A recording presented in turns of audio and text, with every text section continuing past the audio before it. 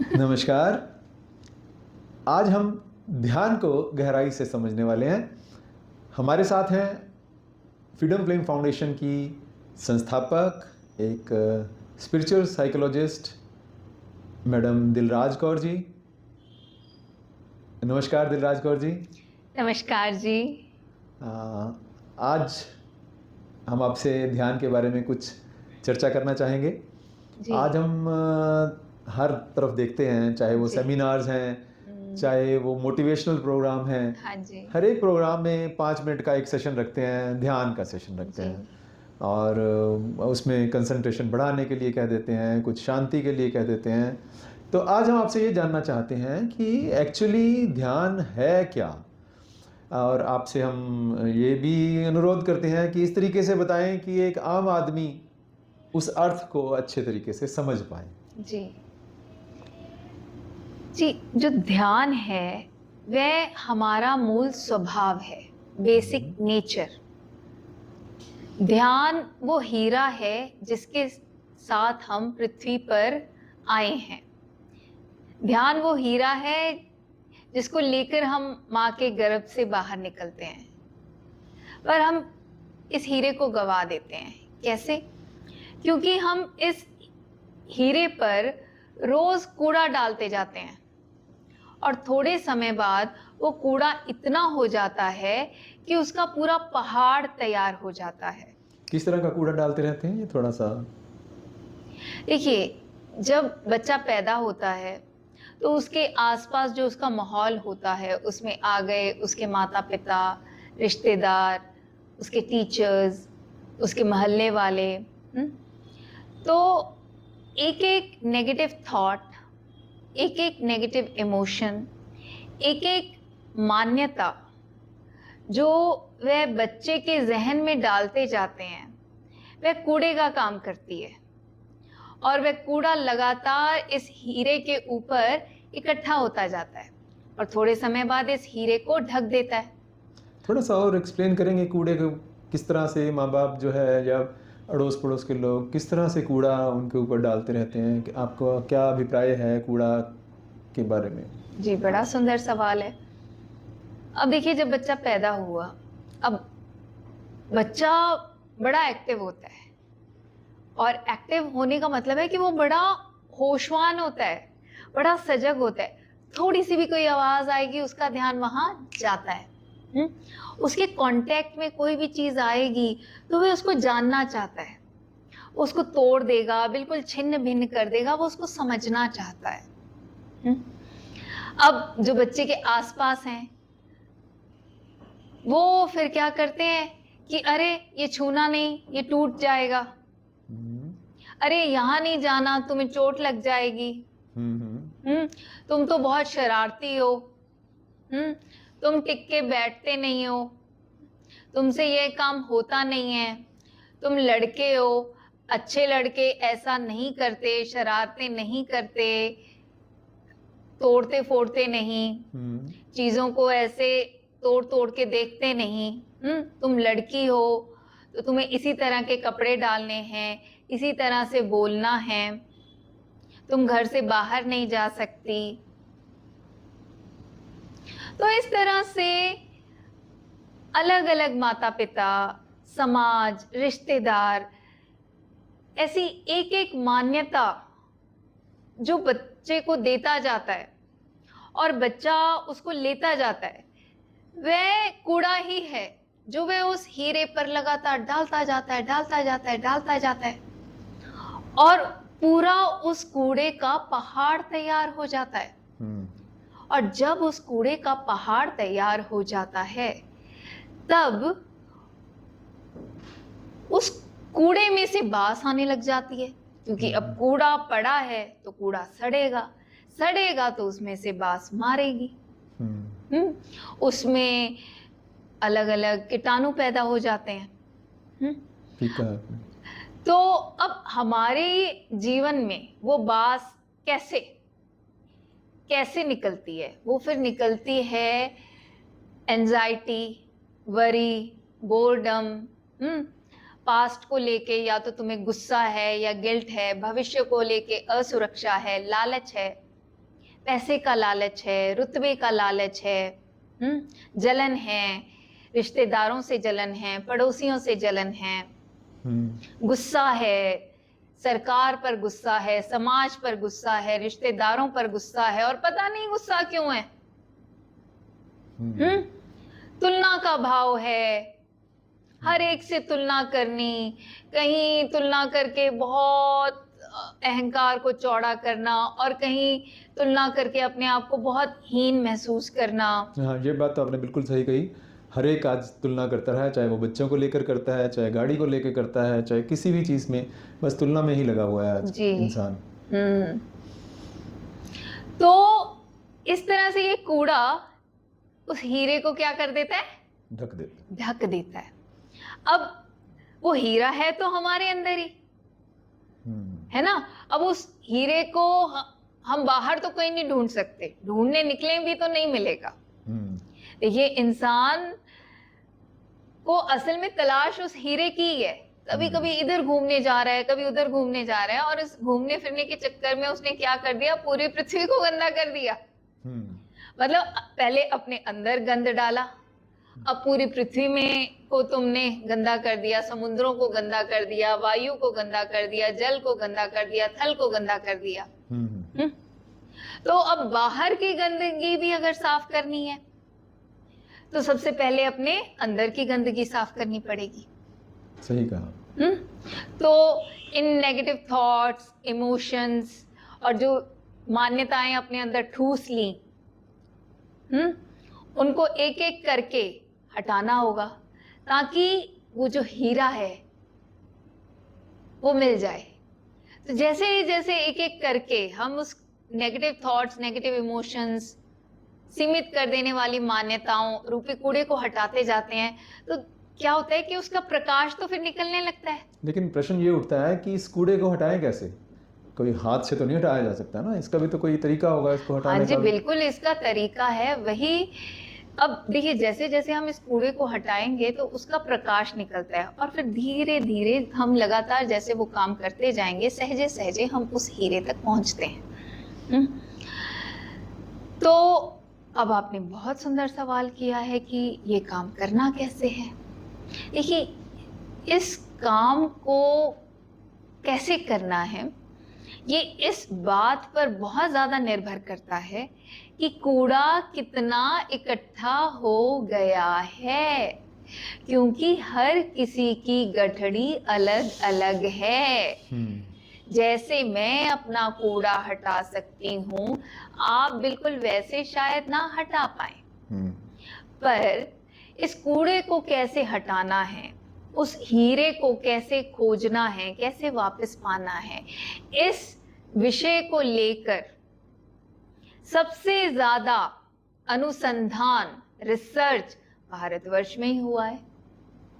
भारतवर्ष संतों का, गुरुओं का, बुद्धों का देश है, और ये पूरा इंडियन सब कॉन्टिनेंट, ये पूरे विश्व की सबसे प्राचीन सभ्यता है, जहाँ पे दूर दूर से लोग इसी ज्ञान को सीखने के लिए आते थे, इसको धारण करने के लिए आते थे।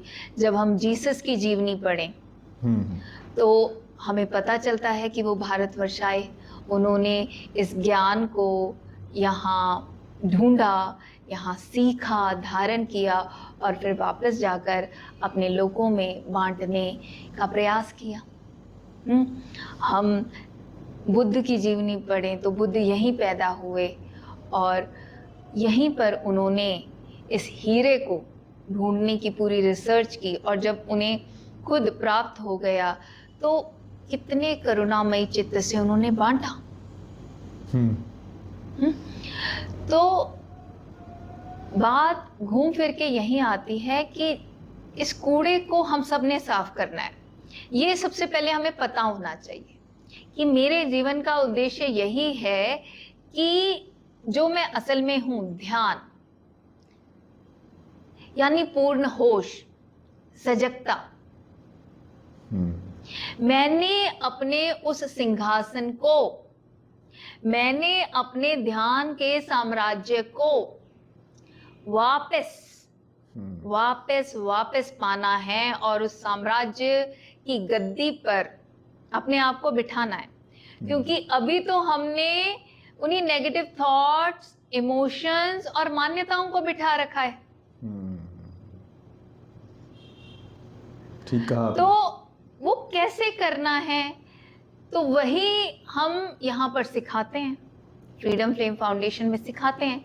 बट मैं बार बार इस बात पर एम्फेसाइज करती हूँ, बार बार ये बात कहती हूँ कि देखो, इस कूड़े को हटाने के कई टूल्स हैं। हर टूल हर एक के लिए नहीं है, ठीक है।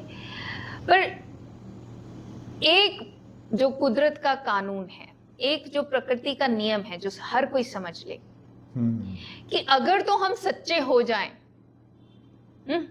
भाव, विचार, वाणी, क्रिया से हम सच्चे हो जाएं, तब तो हम पे सारे टूल काम करेंगे।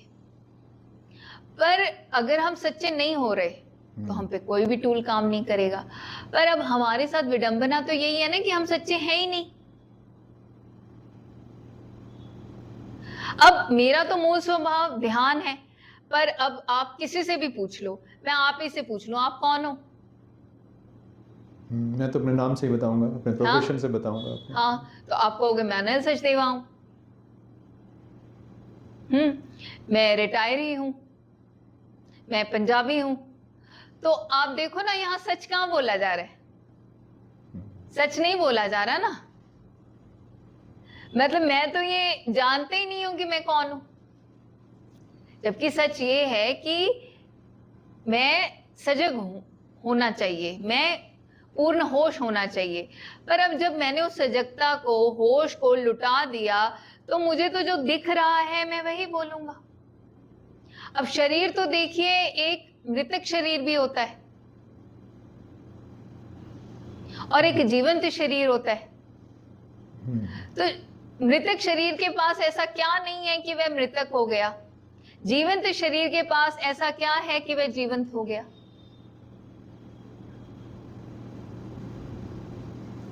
तो यह तो अनुसंधान करना पड़ेगा ना। यह तो हर एक को अपने लेवल पर खुद ही अनुसंधान करना पड़ेगा। यह कोई उसके लिए नहीं कर सकता। अब यहाँ पर हमने बहुत गलत गलत मान्यताएं चला रखी हैं। ये कूड़ा जैसे जैसे जमा होता रहता है, नेगेटिव थॉट्स, नेगेटिव इमोशंस का, और जो हमें बाहर से मान्यताएं मिलती हैं उनका, और इसमें से जो बास मारती है, जिसके कारण हमें दुख, तकलीफें, परेशानियां होती हैं, तो हमें लगता है कि इन दुख, तकलीफें, परेशानियों को कोई और हटा सकता है, कोई हमारे सिर पर हाथ रख देगा तो ये दुख, तकलीफें, परेशानियां खत्म हो जाएंगी। कोई हमारी तरफ देख लेगा तो ये दुख, तकलीफें, परेशानियां खत्म हो जाएंगी। तो देखिए, ये तो जैसे छुनछुना होता है, ये भी हमें दे दिया गया। जैसे बच्चे के साथ हम यही करते हैं ना, हम चाहते हैं कि भाई ये सजग ना हो, ये होश में ना रहे। क्यों? क्योंकि जो जितना सजग और होश में होता है वो फुल ऑफ एनर्जी होता है। तो बच्चे में काफी सजगता और होश होता है, तो इसलिए वो फुल ऑफ एनर्जी होता है। अब उसके सजगता और होश को हम कैसे खत्म करते हैं? उसको मोबाइल पकड़ा दिया, उसको कोई खिलौना पकड़ा दिया, वो बेचारा उसी से लगा रहता है और धीरे धीरे अपनी सजगता को इस तरह से खो देता है। थोड़ा बड़ा होता है तो बस हम कहते हैं कि वाह वाह, उसको वैलिडेशन देने लग जाते हैं, अप्रिसिएशन देने लग जाते हैं, अप्रूवल देने लग जाते हैं। किन्हीं चीजों में उसको देते हैं, किन्हीं चीजों में नहीं देते। तो इस तरह से वो अपनी सजगता को खो देता है, होश को खो देता है। धन्यवाद आपका बहुत बहुत। आपने इतना सुंदर तरीके से ध्यान को समझाया। तो अगर हम एक लाइन में कहें, दो लाइन में समझें ध्यान, आपके हिसाब से ध्यान का मतलब है होश, सजगता, जो बच्चों में पैदा होते ही होती है। लेकिन हम लोग अपनी मान्यताओं के अकॉर्डिंगली, अपने विचारों के जो नकारात्मक विचार हैं, नकारात्मक भाव हैं, उससे उस सजगता को, उस होश को, उस ध्यान को ढक देते हैं। जी जी बिल्कुल। हाँ। हम ऐसा ही करते तो हैं। अब ये जो हम बैठते हैं, जो ये जिसको हम कहते हैं कि हम मेडिटेशन में बैठे हैं, ध्यान में बैठे हैं, उस ध्यान में हम उस हीरे को वापस, उस होश को वापस लेके आते हैं। जी, बिल्कुल, ये जो आपने यहाँ पर पर्टिकुलरली ध्यान में 1 घंटे जो बैठा जाता है, उस टूल की बात की। पर मैं फिर यहाँ पर कहना चाहूँगी कि it does not work for each and everyone. अब किसी का मन में इतनी बेचैनी भरी पड़ी है, इतनी नकारात्मकता भरी पड़ी है और तुम उसको कहो कि तुम बैठ जाओ, वो बेचारा कहाँ बैठेगा? कभी उसको यहाँ दर्द होगा, कभी वहाँ दर्द होगा, कभी सिर भारी होगा, कभी लेकिन वो उठेगा और मतलब वो कंसंट्रेट नहीं कर पाएगा, लेकिन वो सबसे ज़्यादा बैठ ज़रूरत नहीं तो पाएगा। लेकिन सबसे ज़्यादा ज़रूरत तो उसी को ही है ना। नहीं, उसको है, तभी मैंने कहा आपको मैं बता रही हूँ अपने 18 साल के एक्सपीरियंस से कि हर एक बंदे के लिए अलग-अलग टूल है। मन की अलग-अलग अवस्थाओं के लिए अलग-अलग टूल है। तो एक लेवल पे मन को चाहिए होती है सत्य की संगत। सत्संग जन। हाँ, और एक लेवल पे चाहिए सेवा। हुँ, हम्म, तो ये अपने साथ बैठना ये काफ़ी काम करने के बाद में आता है। एक लेवल पे उसको समझना होता है कि सेवा करनी है, दान करना है, अपने जो समय को वो सत्य पुकारों में लगाना है या प्रार्थना में लगाना है या भजन में लगाना है, हुँ? और फिर जैसे-जैसे वो थोड़ा-थोड़ा काम करता जाता है और मन थोड़ा शांत होता है, मन की बेचैनी थोड़ी कम होती है, हम्म। तब अपने साथ बैठना हो पाता है। धन्यवाद, आपका बहुत बहुत धन्यवाद। आपने इतने गहराई से ध्यान के बारे में बताया। अब आपसे दोबारा मुलाकात होगी। धन्यवाद। सेवा का मौका दिया उसके लिए आपका अनंत कोटि धन्यवाद। अगर आप भी शुद्ध सांस पर काम करना सीखना चाहते हैं तो नीचे कमेंट्स में जो कमेंट पिन किया हुआ है उस पर जाएं। उसमें व्हाट्सएप ग्रुप का लिंक दिया गया है, उस लिंक पर जाएं, व्हाट्सएप ग्रुप को ज्वाइन करें। उस मेडिटेशन ग्रुप में आपको मेडिटेशन से संबंधित सारी जानकारी मिलती है। फ्रीडम फ्लेम फाउंडेशन द्वारा हर सोमवार, बुधवार और शुक्रवार को शाम 4 बजे से लेकर 5 बजे तक शुद्ध सांस पर ध्यान कैसे करना है यह सिखाया जाता है और इसकी भरपूर प्रैक्टिस कराई जाती है। तो देर किस बात की, जल्दी से इन क्लासेस को ज्वाइन करने के लिए नीचे दिए गए व्हाट्सएप लिंक पर जाएं, मेडिटेशन ग्रुप ज्वाइन करें। धन्यवाद।